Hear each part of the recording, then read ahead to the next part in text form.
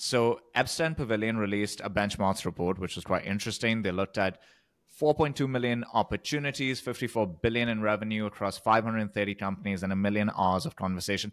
Sam, how does Ebsta get this data? What does Ebsta do? Ebsta is a revenue intelligence, revenue operations system that hooks up to your CRM and hooks up to your calendaring system and your email server. And so it gets this information by analyzing anonymous client data across the thousands and thousands of clients that they work with and across their CRM and pipeline. So they're like Clarion, Gong, and like these type of companies. Yeah, exactly. Okay, so here's some insights. They found that win rates were down by 18% in 2023, sales cycles were up by 16%, and deal values were down by 21% as companies lost pricing power. From a channels perspective, organic inbound was the best performing source of business for companies with under 500 employees, and outbound was the best performing channel for companies with with less than 500 employees. But organic inbound was for more than 500 employees.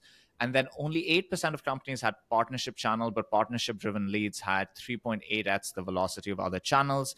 And in the Pavilion Pulse survey, 55% of respondents said that they're going to focus slightly more or much more on partnerships this year. Something I really like about this report is that it showed what great salespeople do differently to everyone else. So here's the thing I want to click in on since we're talking about people. 17% of reps generated 81% of the revenue, and 69% of reps missed quota. So we can actually click into the habits of the 17%, the actions that these 17% that drove 81% of the revenue.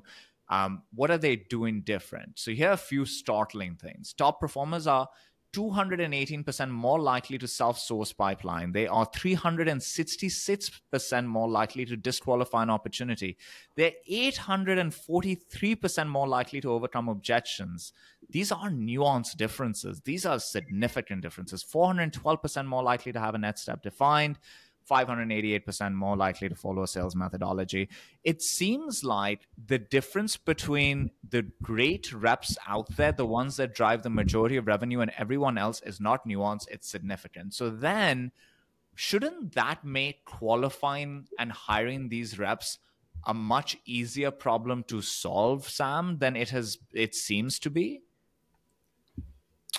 I was coming out on around the same place that your question is asking, which is one out of many years ago, there was this company called Objective Management Group run by Dave Curlin and Chris Mott, and they had a test. And this test was actually used by Mark Roberge when he was building HubSpot.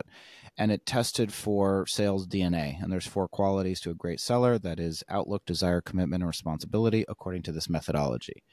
And I brought it into Axial when I was head of sales, and it was a frustrating thing to do because, like any consultant, you run the test and you run the assessment of all of your sellers, and it turns out that none of them should actually be in sales, or a very small percentage of them should actually be in sales.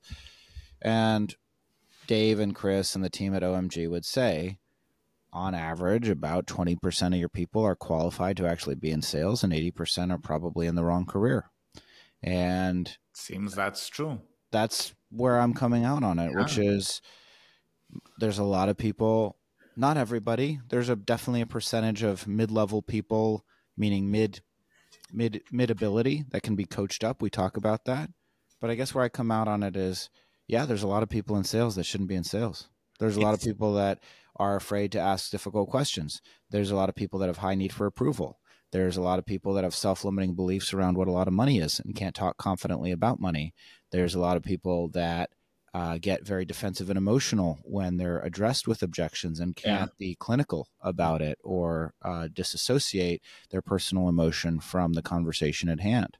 There's a lot of people that aren't particularly curious and don't really care about their prospects. One of the stats was top performers are 519% more likely to have the right high-quality relationships, meaning that tons of reps are spending day and night all throughout the year talking to people in organizations that are not the economic buyer, not the right person to talk to.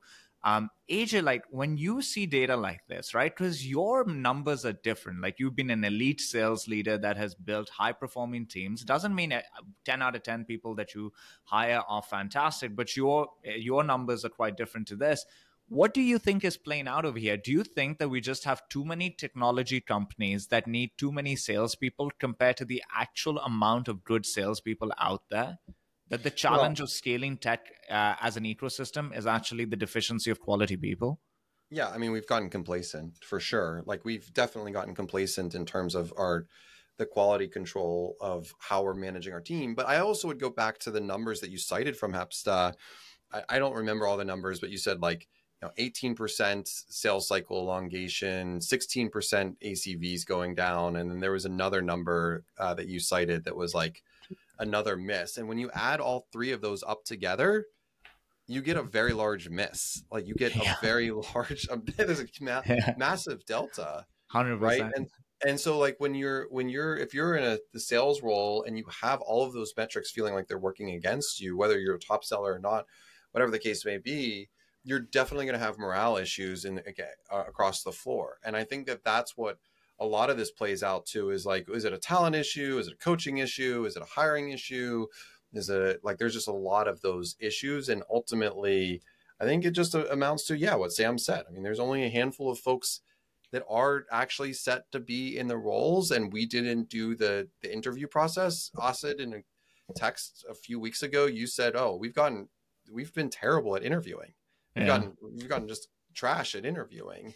And I think that that's like a good wake up call for us as we start to hire folks again and think through those a little bit. But does that solve the problem individually? No, I think it's just a part of the problem. And I feel that our discipline in sales has definitely taken a hit over the last couple of years, but it will rebound, and it already started to happen.